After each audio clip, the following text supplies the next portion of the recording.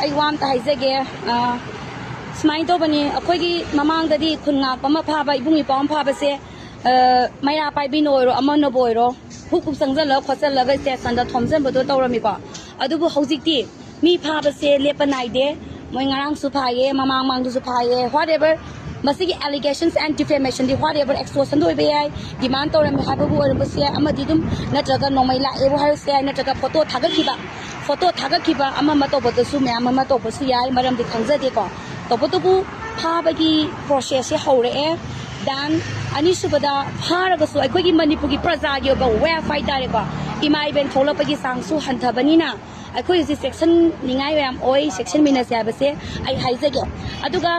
public अमना अखोइना section गदाबसे अदोंगी सी सांग document दो अदुम यारिगी पुबियु करिगुंबा पुबि होदबा अमदि miss तोबता गदि अखोइगी right अमा लेयेबा कई राइट नो हारा कांदा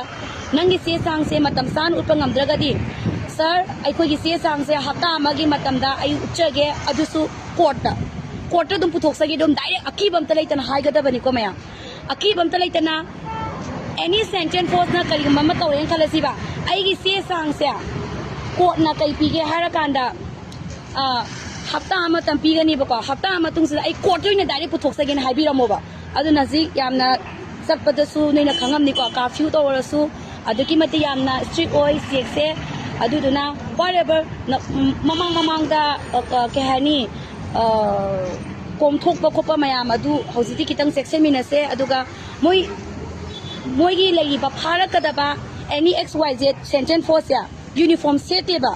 यूनिफॉर्म सेटबा सु यावे अदुना को यागी सेक्शन मिनसे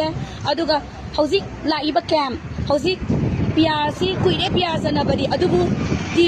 जुरी ओइना लाव हाइबदी पेपर नो लाव थोक्तबा यवाने बको कुइरे बसनबदी अदुना मोइना जि सारेबा कैंप सिंग से हाइबदी अकोइ सि इम्फान दगिना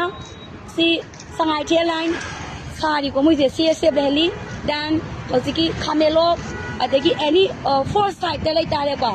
akan ba sikam se lai bani ba moise ana praja mayam section mine se aina yam hei thaidana khangdana haiba nate aina thengna jaba phongdok sa bani ba ko maya ngarang nupi masa phone tawre tise ai baba am da kan bi hoina ai kep tu pai leite aina ai kai tok doino hai ni ba do kai gi phai non hange na whatever maram du lan gi mai lena ba da phap ama lom lai gre ba ko and please hositi without any warrant without any questions and without any interrogation da adugumlaba yam akan ba ko tawrai ba policy aikoi yari gai mai section minasi